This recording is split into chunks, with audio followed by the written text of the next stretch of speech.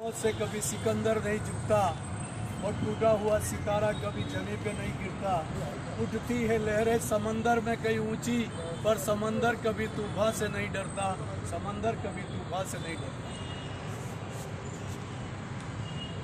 मजदूर आंदोलन में काम करने वाले हम लोग कभी भी कोई भी सरकार हो उससे डरने वाले नहीं हैं और ना घबराने वाले हैं। और आज हमारे सारे ट्रेड यूनियन के सभी मेरे वरिष्ठ नेतागण, युवा साथी, महिलाएं साथियों, आज आप और हम भारत की मोदी सरकार के खिलाफ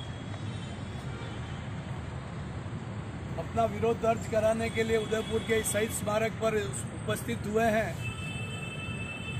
कल हमारा राष्ट्रव्यापी प्रदर्शन था, लेकिन यहाँ लॉकडाउन की वजह से हम कल ये नहीं कर पाए और आज हम शहीदों को श्रद्धांजलि अर्पित करने के पश्चात एक सत्याग्रह का कार्यक्रम हमारा सभी ट्रेड यूनियन के C2 के भाई राजेश जी, एटक के महेश जी, इंटक के सतीश जी, एक2 के चौधरी साहब, प्रोफेसर साहब, सौरभ जी, हमारे इंटक के सतीश जी व्यास साहब, नारायण जी, चंदा जी, तमाम सभी को मैं इस मौके पे यही आह्वान करना चाहता हूँ कि जो 9 अगस्त 1942 को महात्मा गांधी ने संघर्ष के क्लाइमैक्स तक पहुंच गई थी लड़ाई, और उनको भी एक ऐसा नारा देना पड़ा जो अहिंसा में विश्वास करने वाले थे। उनको भी पहली बार ये कहना पड़ा कि करो या मरो। ये मरो शब्द उनके मुंह से पहली बार निकला, जबकि वो एक शांति और अहिंसा के पुजारी थे। लेकिन उनको भी ये मजबूर होके, जब अंग्रेजों के जुल्म इतने बढ़ रहे थे, तो उनको कहना पड़ा कि करो या मरो। और आज वो स्थिति एक ट्रेड यूनियन के तमाम श्रम संगठनों और मजदूरों के सामने है कि हमें भी इस मोदी के सामने या तो लड़ना पड़ेगा या मरना पड़ेगा। ये दो ही रास्ते हमारे सामने बचे इस सरकार को उखाड़ने के लिए। या तो हमको सड़कों पे उतर के लड़ना पड़ेगा, या इन सरकार के जुल्म की गोलियों के खाकर हमको मरना पड़ेगा। ये स्थिति आ रही है। क्यों? जिस तरीके से इस देश में पूंजीवाद को ताकत दी जा रही है। आज देश की आजादी के बाद एक समाजवाद के ऊपर इस हमारे देश के संविधान की संरचना हुई। समाजवाद की नीतियों के अनुसार सभी को साथ लेकर इस देश को आगे बढ़ाने का कार्यक्रम बना।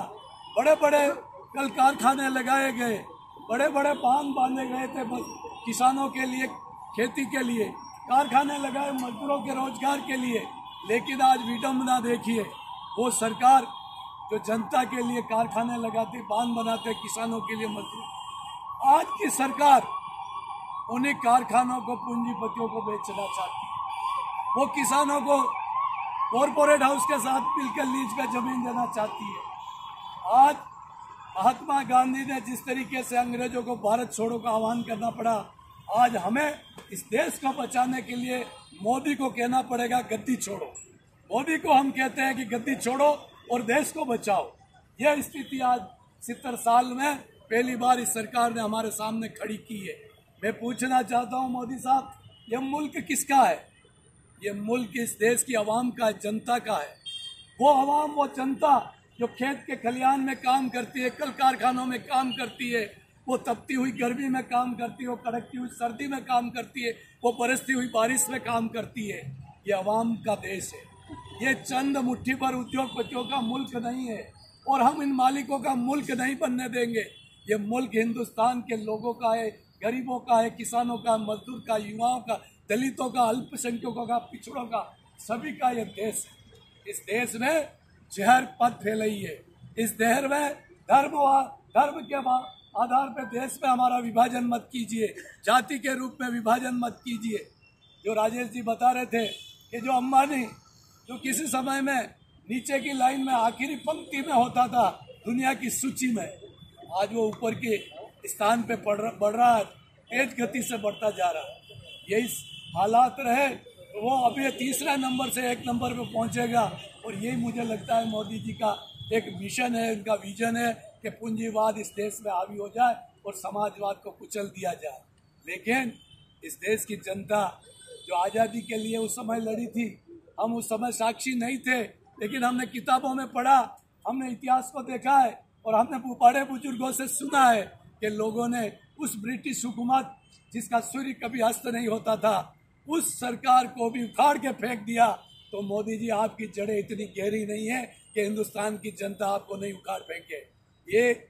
ये बात आप कान खोल के सुन लीजिए कि जिस तरीके से लॉकडाउन में आप देखिए कि किस तरीके से एक देश का प्रधानमंत्री एक गाइडलाइन जारी करता है कि लॉकडाउन में किसी की नौकरी नहीं जाएगी, किसी का वेतन नहीं काटा जाएगा, और दुर्भाग्य से वही सरकार वापस उस कानून को ले देती है। ऐसा देश का पहला प्रधानमंत्री कमजोर, जो उद्योगपति को तलवा चाटने वाला, इतना मतलब ऐसी हरकत कर सकता है कि खुद के आदेश को वापस विड्रॉ कर देता पूंजीपतियों के दबाव में, और भारत के मजदूर को उद्योगपतियों के हवाले कर देता गर्दन काटने के लिए, शोषण करने के लिए। ये हम बर्दाश्त नहीं करेंगे। ये क्यों?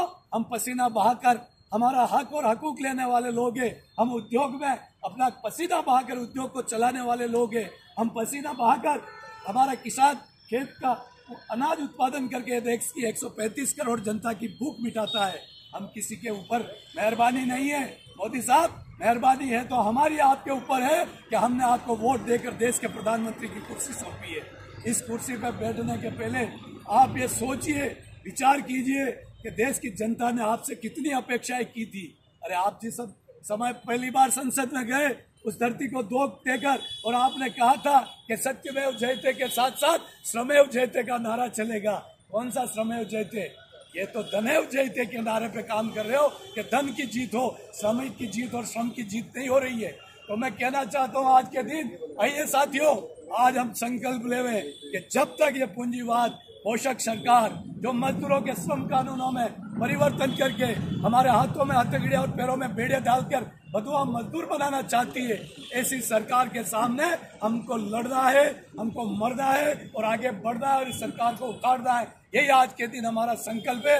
यही महात्मा गांधी ने जो आज का दिन हमारे को भारत बचाने के भारत छोड़ो का नारा दिया, हमारे केंद्रीय श्रम संगठन के सभी तमाम नेता और हमारे राष्ट्रीय अध्यक्ष रेड्डी साहब ने जो भारत बचाओ का नारा दिया, 90 साल की उनकी उम्र है, उन्होंने देश की आजादी में भाग लिया, उन्होंने सारे मजदूर आंदोलनों में भाग लिया, और आज भारतीय मजदूर संघ का राष्ट्रीय महामंत्री उनको चिट्ठी लिखता है, खत लिखता है कि हम भी आपके आंदोलन में वापस शामिल होना चाहते हैं। ये आप और हमारी एकता के सामने आरएसएस का श्रमिक संगठन वो वापस शामिल होने के लिए पत्र भेज के गुजारिश कर रहा है।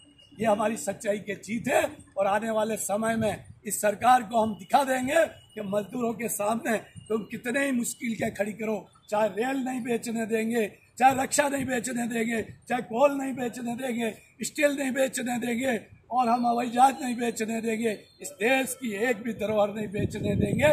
आइए हम और आप मिलकर आज संकल्प लेते हैं कि जब तक पूंजी परस्त सरकार को नहीं उखाड़ के फेंकेंगे तब तक हम चैन से नहीं बैठेंगे। इन दो पंक्तियों से मैं अपनी वाणी को विराम दूंगा। इतनी सी बात हवाओं को बताए रखना, रोशनी होगी चिरागों को जलाए रखना, लहू देकर हिफाजत की है शहीदों ने, इस देश, इस माटी और इस मजदूर आंदोलन का गौरव सदैव बनाए रखिए, बनाए रखना। जय हिंद, जय भारत।